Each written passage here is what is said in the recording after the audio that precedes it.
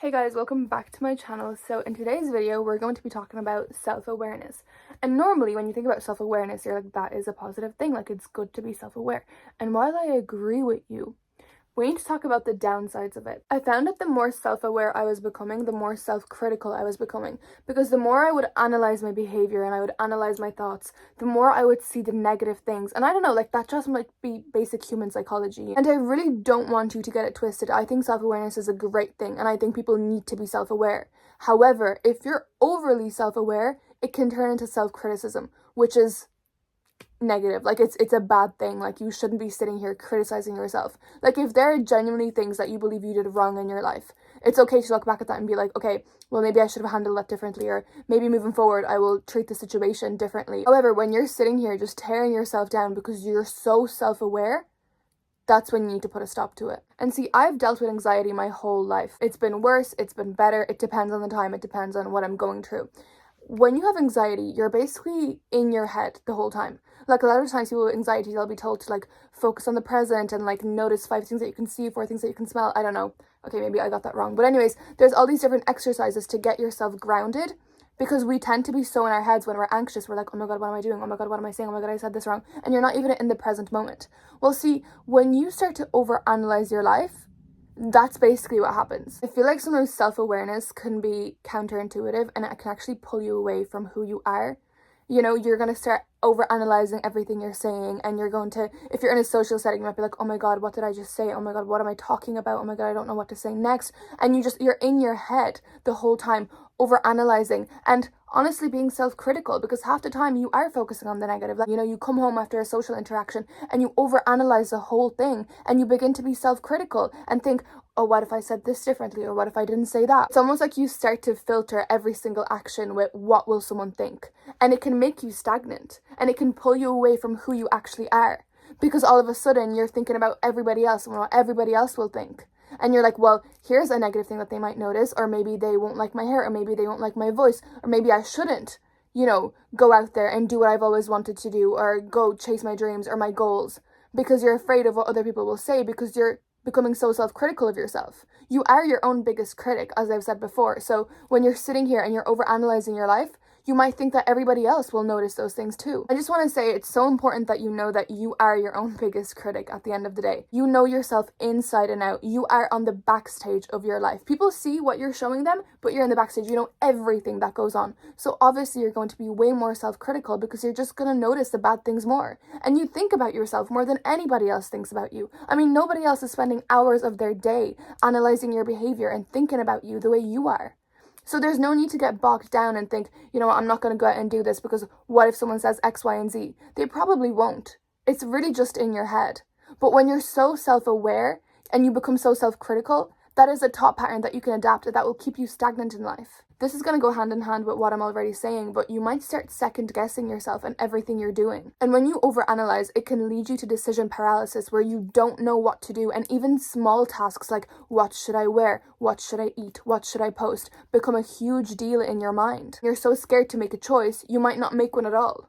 And you might decide, you know what, I'm not going to go out because I don't know what I'm going to wear. I don't know about you guys, but I remember there's been so many times in my life where I genuinely didn't even want to go somewhere because I couldn't pick the right outfit. Like, I was like, I don't like this, I don't like this, this doesn't look good on me, this isn't flattering, etc. And then it would lead me to just being like, okay, you know what, I just want to stay in, I don't even want to go, I'm just going to have a terrible night. You constantly fear that you will make the wrong move, or that you will pick the wrong choice because you're too busy overanalyzing everything, and you make no move at all. You will make yourself stagnant. And you will not go anywhere in life because you're constantly going to be stuck and keeping yourself back. And if that's not bad enough, self-awareness can also make you emotionally disconnected.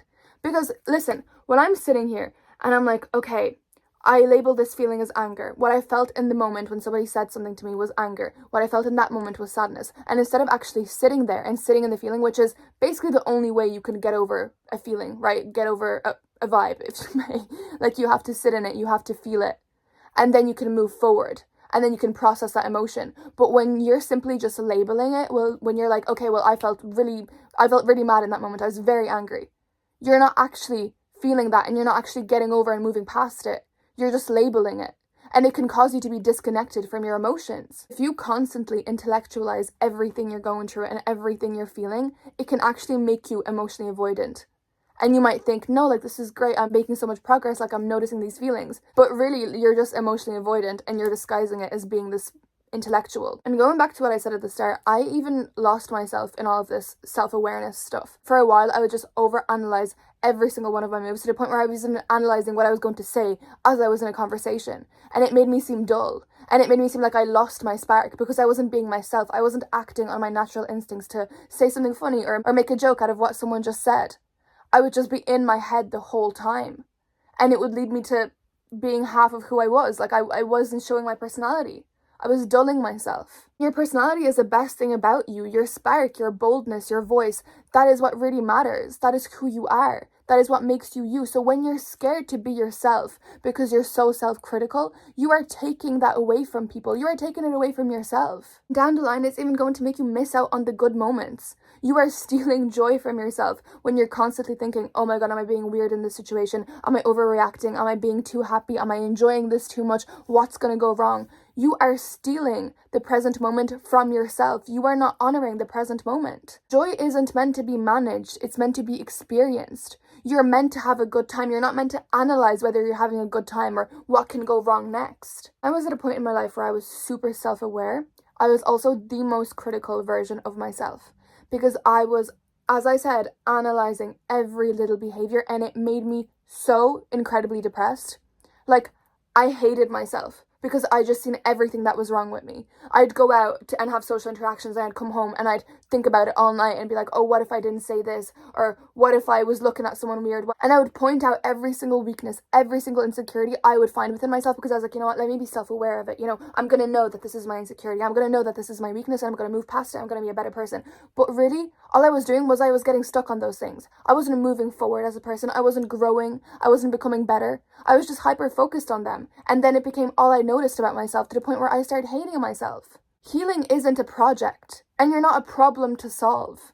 You're a human being and you're meant to live your life and make mistakes if that's what you have to do and learn from them and move on and not get stuck on them and not over-intellectualize everything that's going on and label your emotions instead of feeling them and moving past them. Growth doesn't always come from clarity. Sometimes it comes from messiness. You can grow from a negative situation. You can grow from something bad that's happened to you. You know, you don't have to just avoid everything that comes into your life or try and avoid it. Healing shouldn't just be another way to avoid discomfort, like, oh, I can't go out there and pursue my dreams until I've healed and moved past this point in my life. You're going to get stuck on things. If you're constantly healing, constantly journaling, constantly reflecting, you are going to get stuck in life. You are going to get stuck and you're never going to get past those things because you're thinking about them too much. When you think about things too much, you start to notice the negative. You start to get stuck on them. At one point, you have to let it go. Feel it. See what it is. See what lesson you can learn from it and then move on. Because you don't want to get stagnant in life. You don't want to get stuck not doing anything with yourself because you're so afraid to mess up, because you're so afraid to make a mistake. You're meant to make mistakes in life. That is how you move forward. And another problem I have with this whole self-awareness thing is that it can make you very aware of the time that is passing. If you're constantly overanalyzing, you're probably going to be thinking, okay, what should I do tomorrow? What should I have done the day before? Where should I be moving forward? Where should I be right now in my life? What have I not achieved that I've wanted to achieve? Which can make you, in turn, hypercritical of yourself yet again. And instead of living your life and enjoying the moment that you're in to the fullest, you get stuck in a state of self-assessment. And you don't move forward, and you don't enjoy your time. And you can't focus on the present moment because you're too busy self-assessing. It needs to stop at a certain point. It gets toxic. It's bad for you. Being self-aware is a great thing, do not get me wrong. It's amazing. And it can be a great tool for healing and moving forward in life. But it's really important not to turn self-awareness into self-criticism, and it's a slippery slope. Trust me, I know that. Don't turn your mind into a maze that you can't escape. The goal isn't to think less. The goal is to trust yourself more and allow yourself to be who you are. Also, that's pretty much all I have for you guys today. Someone told me to go darker for my hair. What do we think? I think I actually might because I kind of miss my dark hair. Anyways, that's pretty much all I have for you guys today. I love you all so much. Vlogs coming soon. And I'll see you in my next video. Bye, Bookies.